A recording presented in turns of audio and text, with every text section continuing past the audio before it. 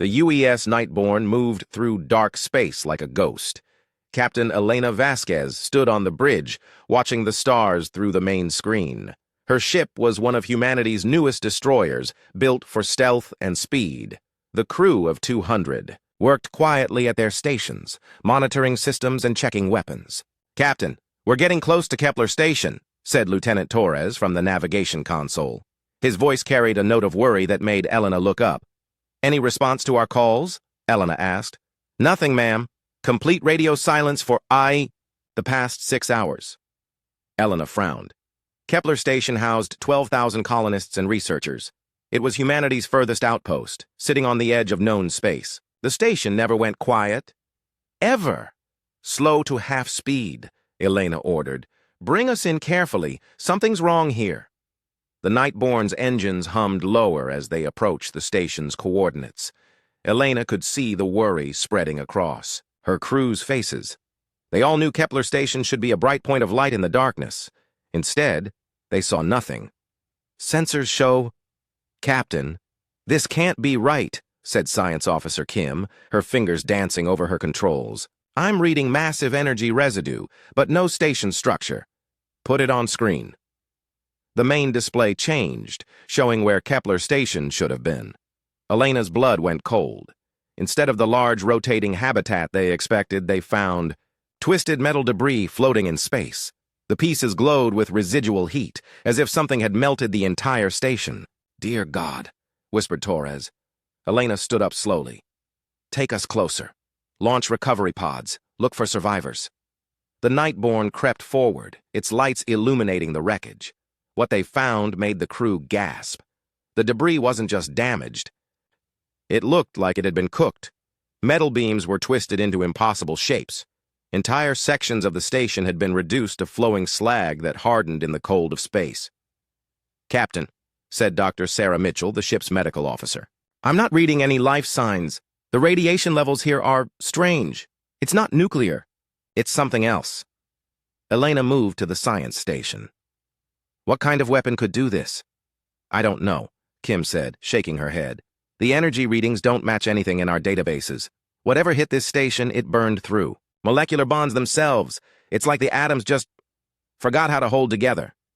The recovery team spent 4 hours searching through the wreckage. They found no bodies, no survivors, nothing that looked like it had once been human. Everything organic had been completely destroyed. Elena was about to order the retreat when Lieutenant Torres called out. "Captain, we've got something. Emergency. Pod, bearing 27 Mark IV. It's intact. Bring it aboard immediately." 20 minutes later, Elena stood in the medical bay watching Dr. Mitchell work on the pod's single occupant. The man inside was unconscious but alive. His emergency suit had protected him from the vacuum of space, but his face was pale and drawn. "He's in shock," Dr. Mitchell said, "but he'll live. Give me a few minutes." When the man woke up, his eyes were wide with terror. He looked around the medical bay like he expected death to find him there. "Easy," Elena said, sitting beside his bed. "You're safe. I'm Captain Vasquez of the UES Nightborne. What's your name?" "Dr. Marcus Chen," the man whispered. "Xenobiology department. I was in the lab when they came." "Who came, Doctor?" Marcus's hands shook as he tried to sit up. "They didn't send any message. No warning. No demand for surrender. They just appeared." Elena leaned forward. "Take your time. Tell me what you saw." Marcus closed his eyes, but Elena could see he was still seeing whatever had happened at Kepler Station. "I was working late in Lab 7. It's in the outer ring, has the best view of space. I saw lights approaching. Strange lights, not like our ships." "How many ships?" 5, maybe 6. They were dark, almost black. Hard to see against the stars. They moved wrong, Captain. Not like ships should move, like they were swimming through space instead of flying. Elena felt a chill run down her spine. "What happened next?" "They opened fire without warning, but it wasn't normal weapons fire. The beams were bright white, almost too bright to look at. When they hit the station's hull, the metal just melted, like ice under a flame." "Did they try to board, take prisoners?" Marcus shook his head violently. No, they weren't interested in capturing anything. They were there to kill, to burn everything. I watched them systematically destroy every section of the station. They were thorough, Captain. Clinical. Dr. Mitchell stepped forward with a scanner. His vital signs are stable, but he's been through severe trauma. Elena nodded, then looked back at Marcus. Doctor, did you see what these aliens looked like? Did they communicate with the station at all? I never saw them, Marcus said. Their ships were sealed, but I heard the communication officer trying to reach them on all frequencies. Standard first contact protocols, then emergency surrender. Signals. Nothing worked, they just kept burning. How did you survive? Marcus's voice became very quiet. The lab had an experimental emergency pod. When I saw what was happening, I ran for it. The pod ejected just as they hit my section. I watched from space as they finished destroying everything. 12,000 people, Captain, gone in less than an hour. Elena stood up, her mind racing. An unknown alien species had just committed mass murder against human civilians. No warning, no demands, no mercy. Dr. Chen, I need you to tell me everything you remember about their ships. Every detail could be important. For the next hour, Marcus described what he had seen. The alien vessels moved silently through space. Their weapons seemed to ignore shields and armor completely. They left no wreckage behind when they finished. Just the melted remains of what had once been a thriving human colony. Elena gathered her senior officers in the briefing room. The mood was grim as she shared what they had learned. This was a coordinated attack, she said. Professional? Military? These aliens knew exactly what they were doing. But why? Asked Torres. Kepler Station was a research facility. No military value, no strategic importance. Maybe that was the point, said Dr. Mitchell. Maybe they wanted to send a message. Elena looked around the table at her officers. They were good people, trained for space exploration and scientific research. Now they were faced with something none of them had expected. An alien species that wanted humanity dead. Set course for Earth, Elena ordered. Maximum speed. Command needs to know about this immediately. As the Nightborne turned away from the wreckage of Kepler Station, Elena stood on the bridge watching the debris field shrink behind them. Somewhere in that twisted metal were the remains of 12,000 human beings who had died without warning. She thought about Dr. Chen's words. They moved wrong, like they were swimming through space. Whatever these aliens were, they had technology beyond human understanding, and they had used it to commit genocide. Elena had a terrible feeling that Kepler Station was just the beginning. The emergency klaxon woke Elena from the first real sleep she had gotten in 36 hours. She rolled out of her bunk and grabbed her uniform, rushing to the bridge. Lieutenant Torres met her at the door. Captain, we're receiving multiple distress signals, he said, his face pale. 7 different locations across human space. All in the last hour. Elena's heart sank. She had hoped Kepler Station was an isolated incident. Put them on screen. The main display showed a map of human territory. Red dots marked the locations of the distress signals. They were spread across 3 different star systems, covering nearly 200 light-years. Any details on the attacks? Elena asked. Similar to Kepler Station, said Kim from the science station. Complete destruction. No survivors found. The same energy signatures. Elena slumped into her captain's chair. How many people? 38,000, Torres said quietly. 3 colonies, 2 mining stations, and 2 research facilities. All gone. Dr. Chen appeared at Elena's shoulder. He had insisted on staying on the bridge since they left Kepler Station. His face was drawn but determined. Captain, they're following a pattern, he said. Look at the locations. Elena studied the map. At first, the attacks seemed random, but as she looked closer, she began to see what Chen meant. The destroyed sites formed a rough line pointing toward the inner systems. They're moving toward Earth, she realized. Not just Earth, Chen said. All the major human worlds. This isn't random violence. It's systematic extermination. The communication system chimed. Torres looked up from his console. Captain, we're receiving a priority message from Earth Command. Admiral Harrison wants to speak with you directly. Elena nodded. Put him through. Admiral Harrison's weathered face appeared on the screen. Behind him, Elena could see the chaos of the command center. Officers rushed back and forth, and she could hear multiple conversations happening at once. Captain Vasquez, I've read your report on Kepler Station. We need every detail you can give us about these attackers. Yes, sir. Dr. Chen is our only witness. He's been very helpful. Doctor, the Admiral said, looking at Chen. I need to know everything about their weapons. Our scientists are trying to develop defenses, but we're working blind. Chen stepped forward. Admiral, their weapons don't work like anything we understand. They seem to break down matter at the molecular level. Shields and armor are useless. How? Many ships? I saw 5 or 6 at Kepler Station.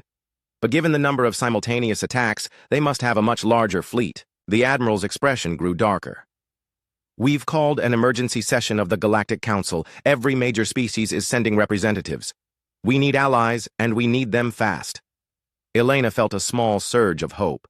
The Galactic Council included dozens of advanced alien civilizations. Surely they would help humanity against this threat. When does the session begin? She asked. In 6 hours. The Nightborne is the closest ship to the Council station. I need you there to give testimony about what you saw. 3 hours later, the Nightborne dropped out of hyperspace near Council Station. The massive structure hung in space like a metal flower, with docking arms extending in all directions. Ships from across the galaxy were already docked there. Elena had never seen so many different alien vessels in one place. The sleek silver ships of the Zentari Empire, the crystalline structures preferred by the Vorthon Collective, the organic-looking vessels of the Aquari Federation. Impressive, said Torres as they approached their assigned docking port.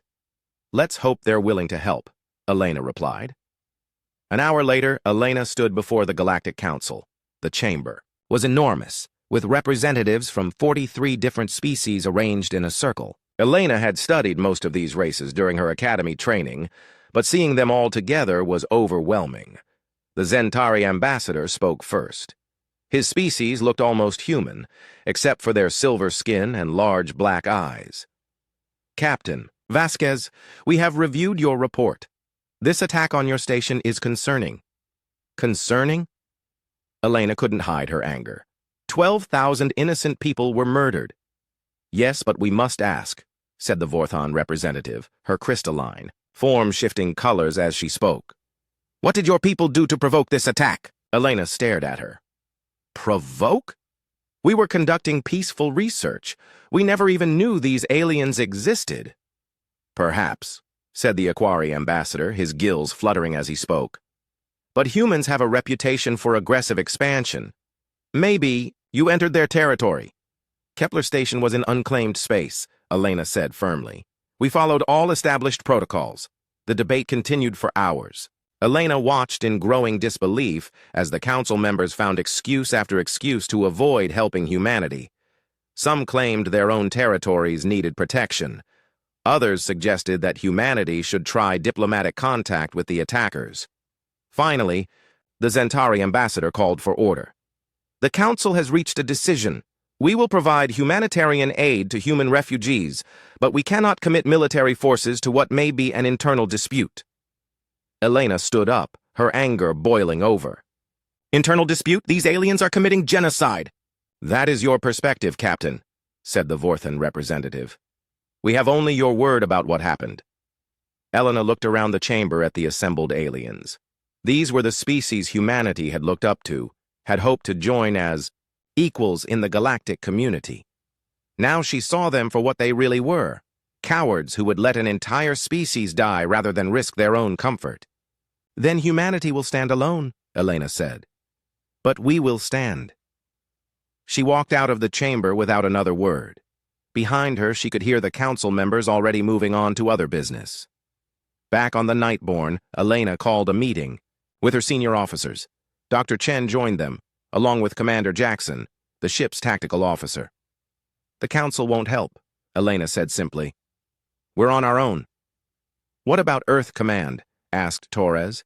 They're mobilizing everything. We have. But according to the latest reports, we're facing at least 50 enemy ships, maybe more.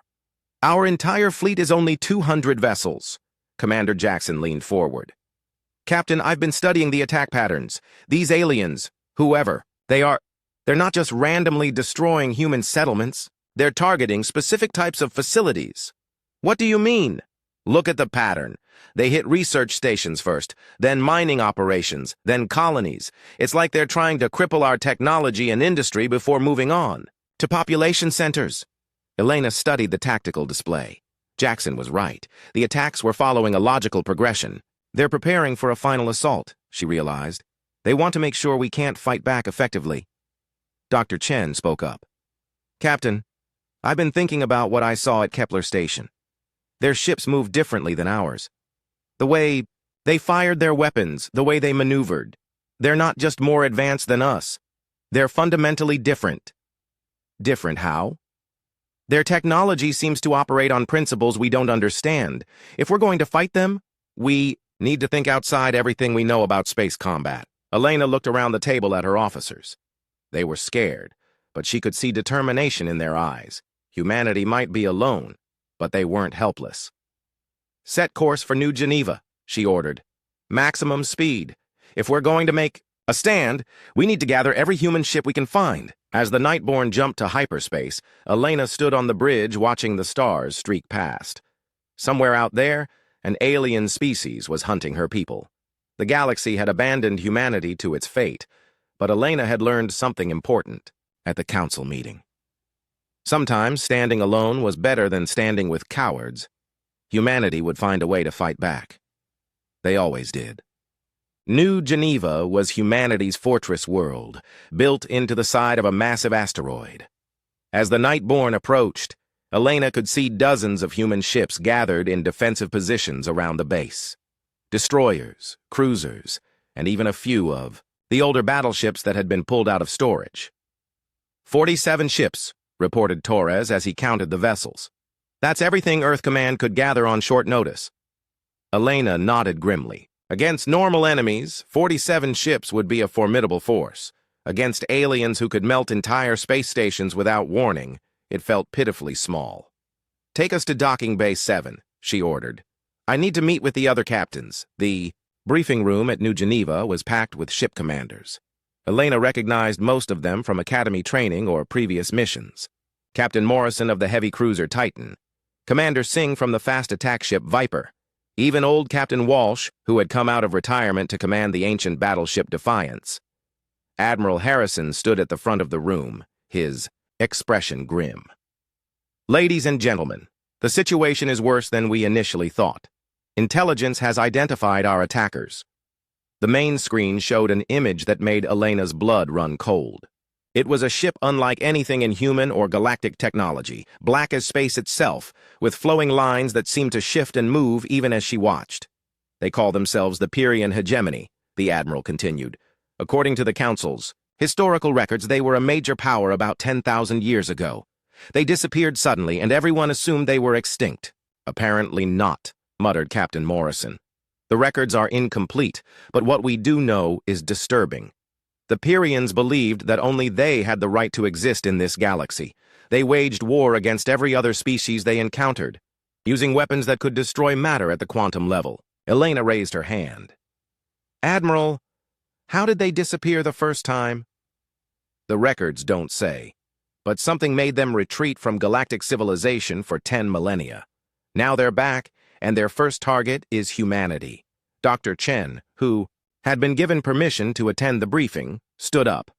Admiral, I've been studying the energy readings from Kepler Station. I think I understand how their weapons work. All eyes turned to the xenobiologist. Chen moved to the display controls and brought up a complex diagram.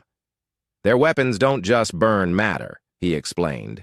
They disrupt the quantum fields that hold atoms together. It's like they're convincing matter to forget how to exist. Is there a defense against it? Asked Commander Singh. Traditional shields and armor are useless, Chen said, but there might be another way. The quantum disruption creates a specific resonance frequency. If we could generate an interference pattern... Admiral Harrison leaned forward.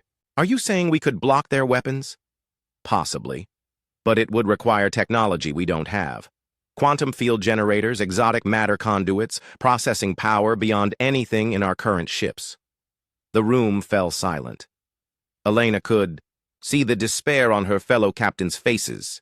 They were outgunned, outnumbered, and outclassed by an enemy using technology they barely understood. "Admiral," Elena said, standing up, "request permission to work with Dr. Chen on developing countermeasures. The Nightborne has the most advanced computer systems in the fleet. If anyone can figure this out, it's us." "Granted," Harrison said. "Captain Vasquez, you have whatever resources you need. The rest of you, prepare your ships for combat. We may only get one chance at this." Back aboard the Nightborne, Elena gathered her best people in the main laboratory. Dr. Chen worked alongside the ship's chief engineer, Commander Lisa Park, and science officer Kim. Elena had also called in Dr. Sarah Mitchell, whose medical background gave her a unique perspective on biological systems.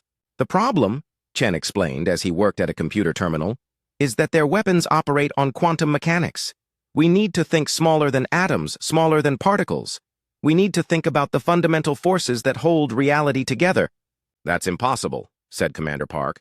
"We don't have the technology to manipulate quantum fields directly." "Actually," said Kim, looking up from her own terminal, "we might. The Nightborne's computer core uses quantum processing. If we could find a way to extend that field beyond the ship's hull." Elena watched her people work, feeling a spark of hope for the first time in days. This was what humans did best. When faced with an impossible problem, they found impossible solutions. "Captain," said Dr. Mitchell suddenly, "I've been thinking about something Dr. Chen said, about how the Pyrrhian weapons convince matter to forget how to exist. What if the key isn't in the physics?" "What do you mean?" "I mean, what if it's biological? What if their weapons work by interfacing with some kind of consciousness at the quantum level?" Chen looked up sharply. "That's actually not as crazy as it sounds. Quantum mechanics does suggest that consciousness plays a role in determining reality. And humans," Mitchell continued, "have always been different from other species. Our neural architecture is unique. What if that gives us an advantage?" Elena felt a chill of excitement. "Are you saying humans might be naturally resistant to their weapons?"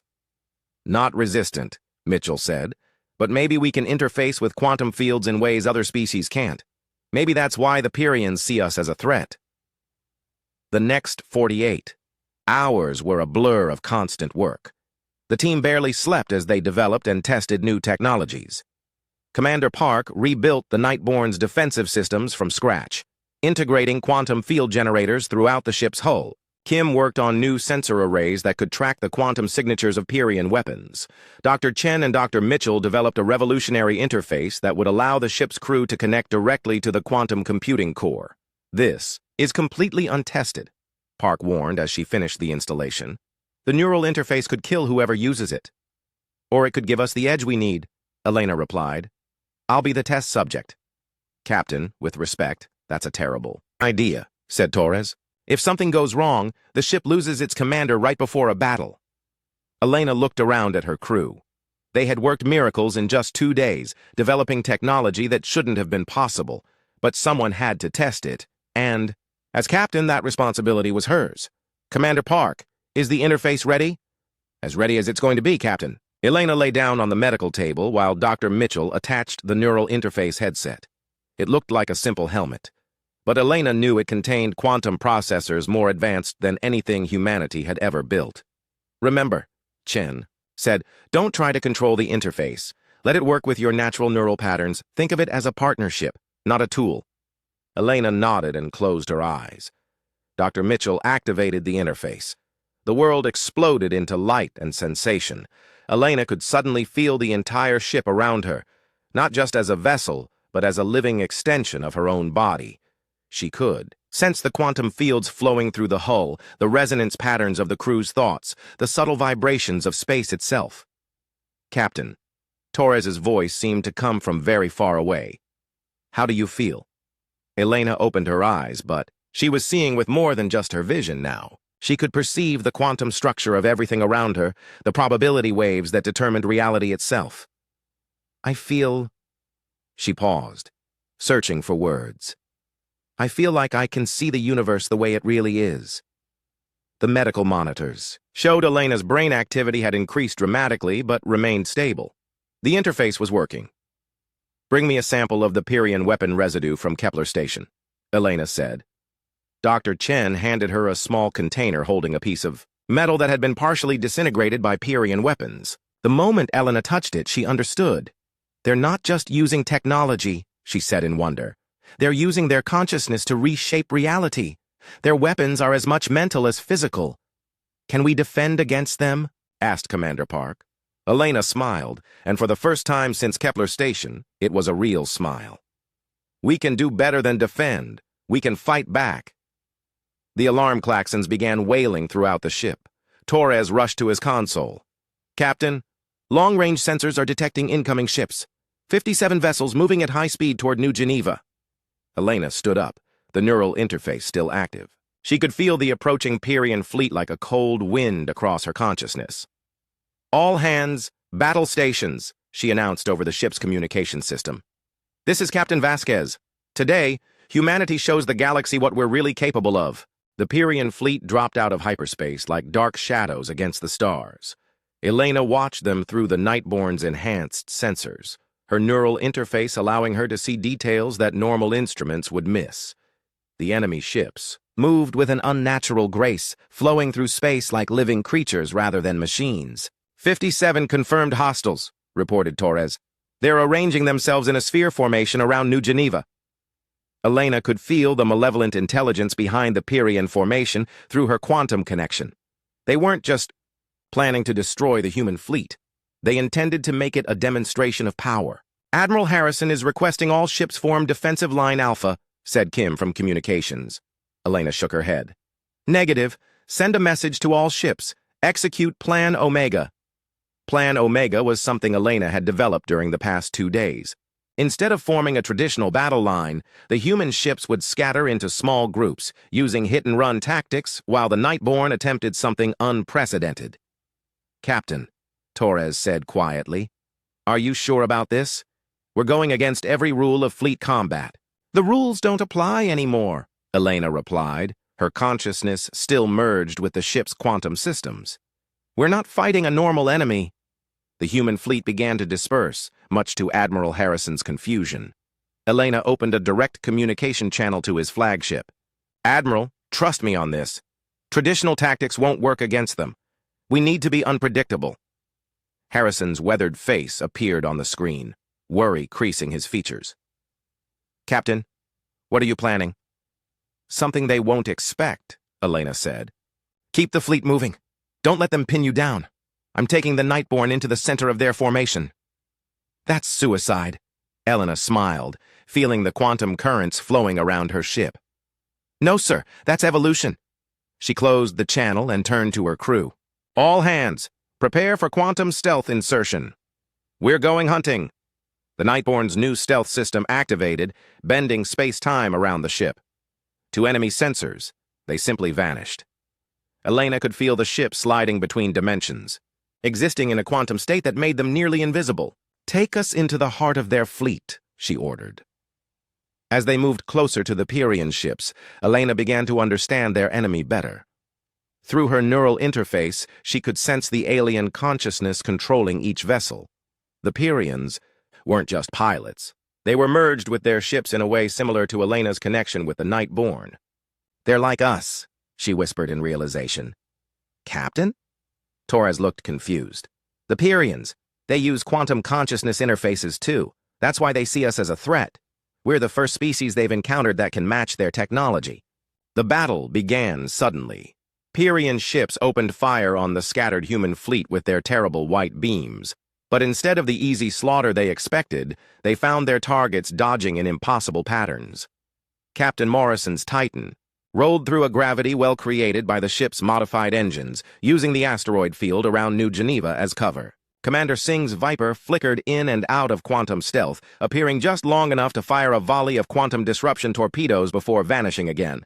They're adapting to our attacks, reported the tactical officer aboard Admiral Harrison's flagship. But their formation is breaking up. Elena watched the battle unfold through her enhanced perception. The human fleet was outnumbered, but they were fighting like no species the Pyrians had ever encountered.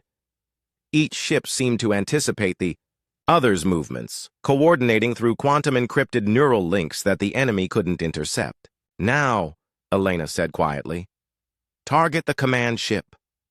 The Nightborne emerged from stealth directly behind the largest Pyrian vessel. Elena could feel the alien commander's shock as they realized they had been infiltrated. "Fire quantum disruption pulse," Elena ordered. The Nightborne's new weapons activated, sending a concentrated burst of quantum interference directly into the enemy ship's hull. But instead of the devastating explosion Elena expected, something else happened. The Pyrian ship's hull began to ripple and change, as if it were made of liquid metal. The quantum pulse had disrupted the alien technology, but not destroyed it. "Interesting," Elena murmured. "They can adapt their matter states in real time."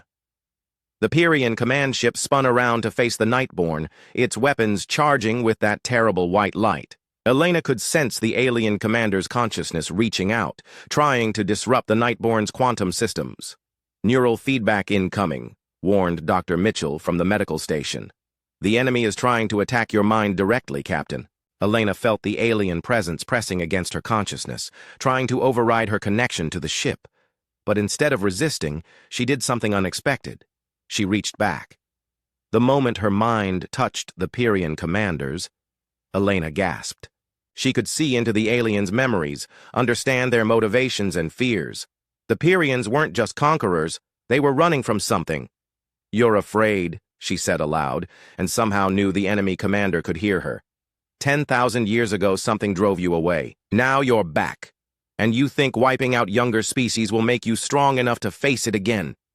The alien ship shuddered as its commander recoiled from Elena's mental touch.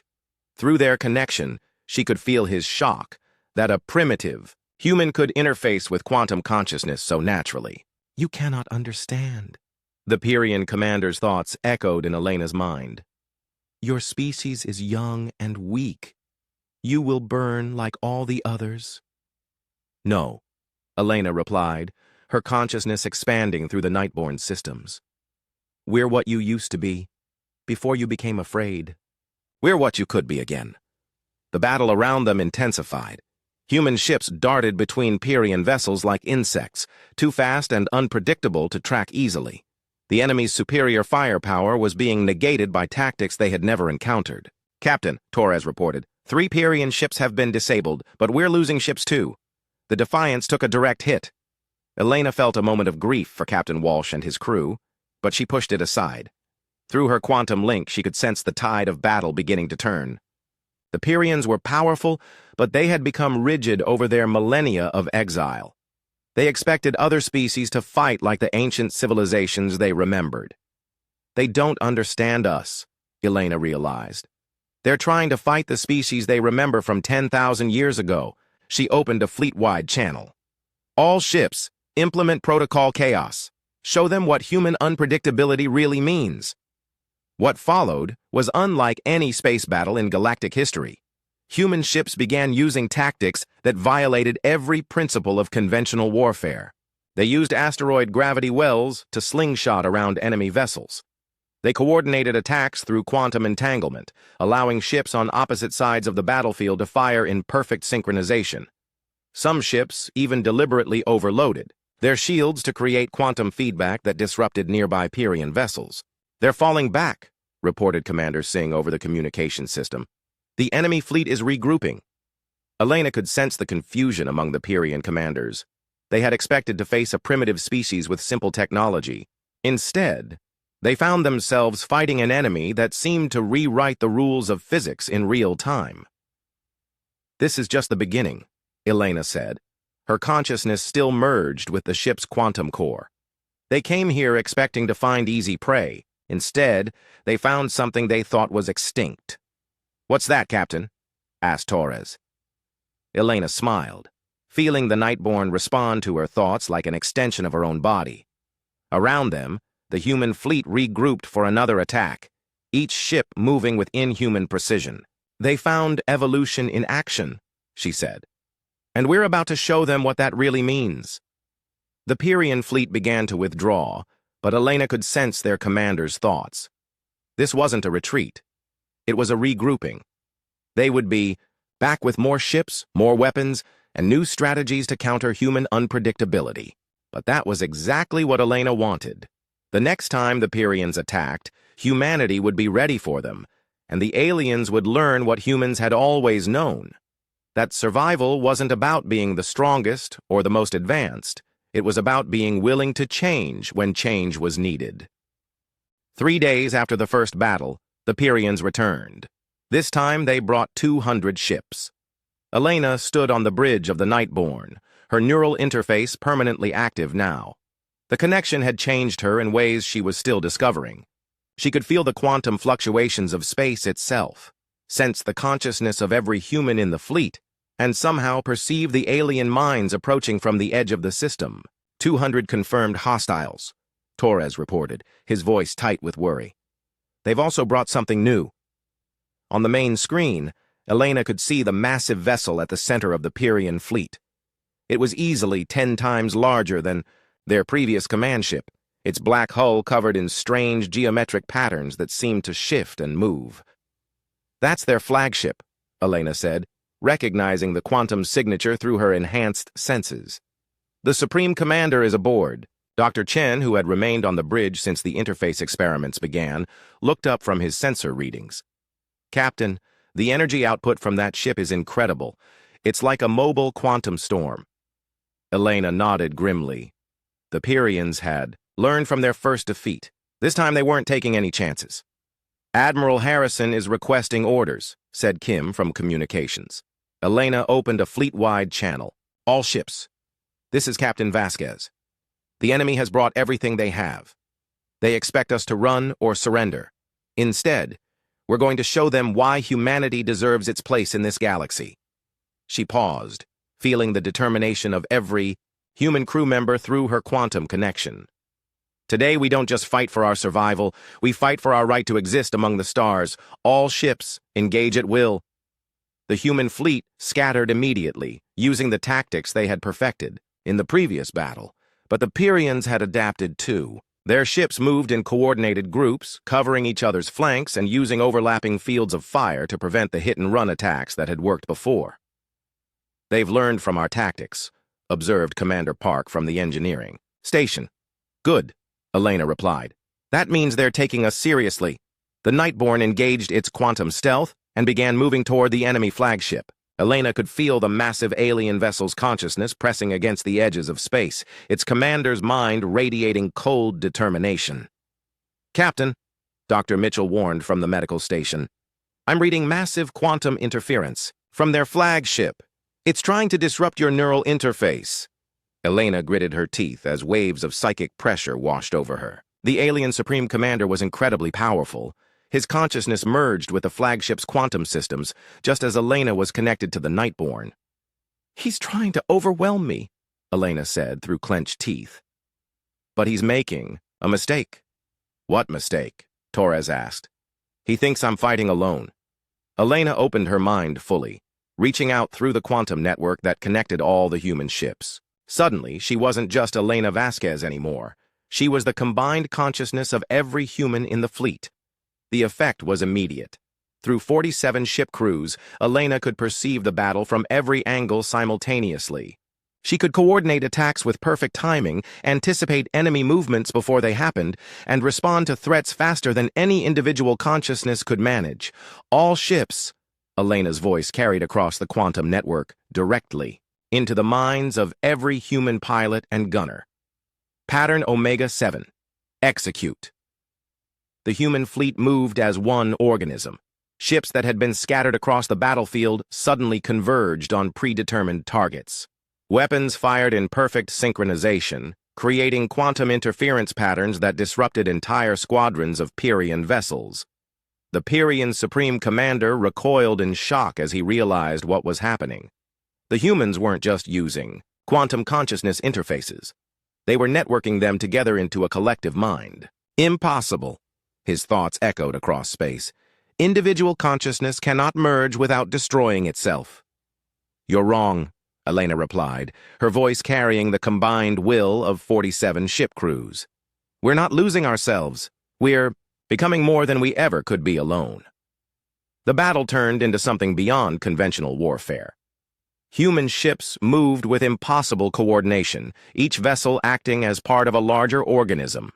When the Pyrians destroyed one ship, the Others instantly adapted to fill the gap. When enemy fire threatened to overwhelm a human vessel, nearby ships would coordinate their defensive fields to protect it. But the Pyrians had advantages too. Their flagship could generate quantum storms that disrupted entire sections of space. Elena watched as Captain Morrison's Titan was caught in one such storm, its hull beginning to dissolve at the molecular level. Not acceptable, Elena said, her collective consciousness focusing on the enemy flagship. The Nightborne emerged from stealth directly above the massive Pyrian vessel. Elena could feel the Supreme Commander's surprise as her ship appeared where no sensors had detected it. How? The alien mind demanded. Because you're thinking like an individual, Elena replied. You can't see us coming because we're not thinking like individuals anymore. The Nightborne fired every weapon it had directly into the flagship's command section. But instead of conventional explosives, Elena had ordered the quantum disruption weapons to be modified. They didn't destroy matter. They convinced it to exist in a different dimensional state. The effect was spectacular. The flagship's hull began to phase in and out of normal space, creating a cascade effect that spread throughout the ship's quantum systems. You're tearing apart space-time itself. The Supreme Commander's thoughts were filled with something Elena had never sensed from a Pyrian before. Fear. No, Elena corrected. We're teaching it to dance. Through her expanded consciousness, Elena reached out and touched the flagship's quantum core. For a moment, she was connected not just to her own fleet, but to the enemy ship itself. She could feel the alien crew's confusion as their vessel began to respond to human thoughts instead of Pyrian commands. The Supreme Commander tried to fight back, his consciousness wrestling with Elena's for control of the ship. But he was won. Mind against the collective will of thousands of humans. You cannot do this, he projected desperately. We are the dominant species. We have ruled the quantum realm for millennia. Past tense, Elena replied gently. You were the dominant species, but evolution doesn't wait for permission. With a thought, Elena activated the flagship's own quantum weapons. But instead of firing outward at the human fleet, she turned them inward, creating a controlled collapse of the ship's dimensional matrix. The Pyrian flagship didn't explode. It simply ceased to exist in normal space-time. One moment it was there, the next, it had been translated into a parallel dimension where the laws of physics worked differently. The effect on the remaining Pyrian fleet was immediate. Without their Supreme Commander's guidance, the alien ships began to panic. Some tried to retreat, others fired wildly at targets that weren't there. A few simply shut down their weapons and waited. All Pyrian vessels, Elena broadcast on all frequencies. You have a choice. Surrender, and we will spare your lives. Continue fighting and join your commander in dimensional exile. The response was swift. One by one, Pyrian ships powered down their weapons and transmitted surrender codes.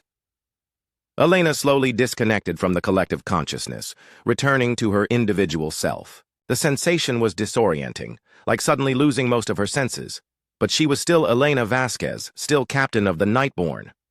Captain, Torres said softly. We're receiving communications from across the galaxy. Word of the battle is spreading. Elena looked at the tactical display. 47 human ships faced down 200 Pyrian vessels and not only survived, but won decisively. More importantly, they had done it using technology and tactics that no other species had ever imagined. What kind of communications? She asked. Requests for defensive alliances, Kim reported with barely concealed excitement. The Zentari Empire wants to discuss mutual protection treaties. The Vorthon Collective is asking about sharing quantum consciousness technology. Even the Aquari Federation is requesting diplomatic talks.